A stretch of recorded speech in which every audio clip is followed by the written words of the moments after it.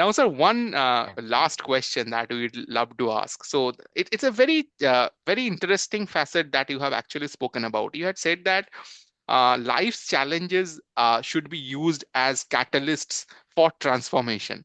So probably if you can give one example from your own life, and which will help all our readers, the people who will be reading your book and who are also listening to this particular podcast, that if there is one particular real life example which you can cite, and we'll close the discussion with that, but that will be a great thing to know before we go away. Wonderful. Yes, sure.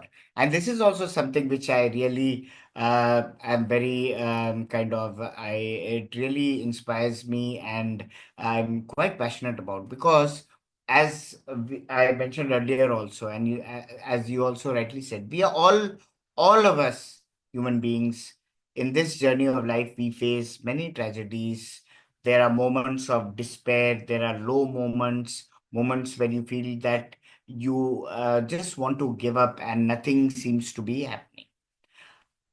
And what I would like through this book and our talk also, what I would like to tell my viewers is that the moment where you feel that this is the worst thing that can happen, this is the uh, most challenging and most unpleasant incident, or that moment of despair and darkness, that itself can be the doorway to awakening and transformation. And very often, it is our darkest moments where we really transform, because it is only then that all our kind of ego barriers lay broken down, and what emerges is something which we can call as beingness or presence from within.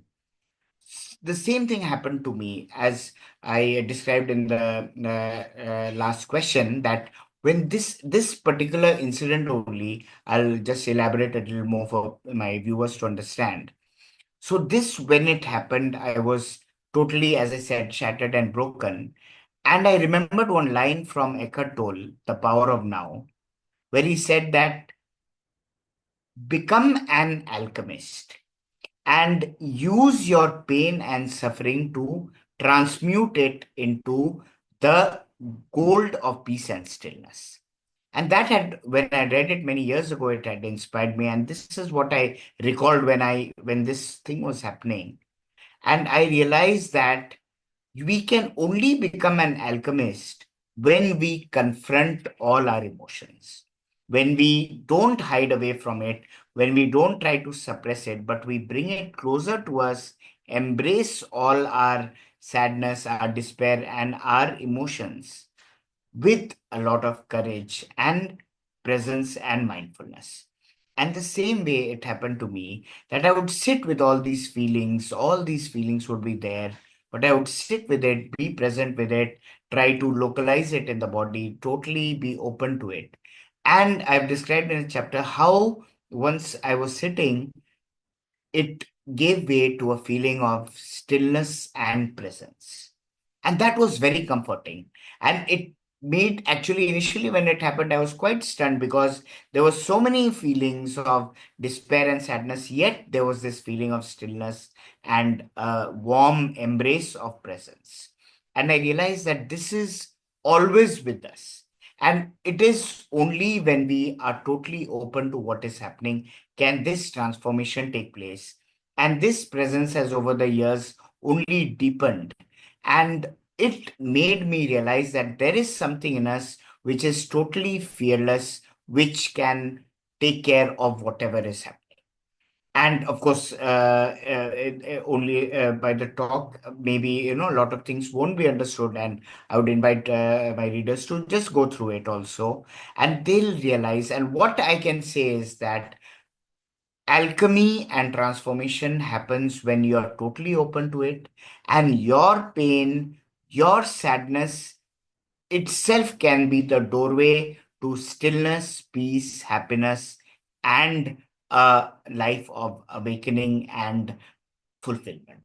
So just be open to it, just be present with things, and allow it to teach you. And always remember that the crack is where the light enters you.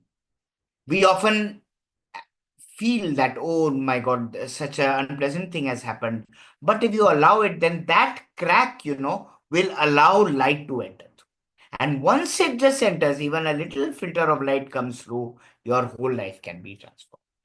So, this is what I would like to share with my viewers. Thank you so much, sir. This was really insightful, as was your answers to all the questions that we have asked. Actually, I'm sure that, like me, everyone else also wants this episode to go on, but probably keeping the time constant in mind and keeping your busy schedule in mind, we have to stop it here. But I have to Thank you so admit, much, Tamil. It was very nice talking to you. And thank you all the viewers who listen to it and who will be tuning into it. And I hope you all gained something from it. And it was wonderful chatting with you. I'm sure everyone will, sir. So thank you so much. So, ladies and gentlemen, this brings us to the end of this particular episode of Coffee Chat with Dr. Saroj Dubey. And I'm sure all of you will be inclined to read his book as well. And if sir's time permits, obviously we'll try and bring him back for yet another episode, uh, for for yet another topic. Thank you so much. Okay. Thank you. Thank you so much.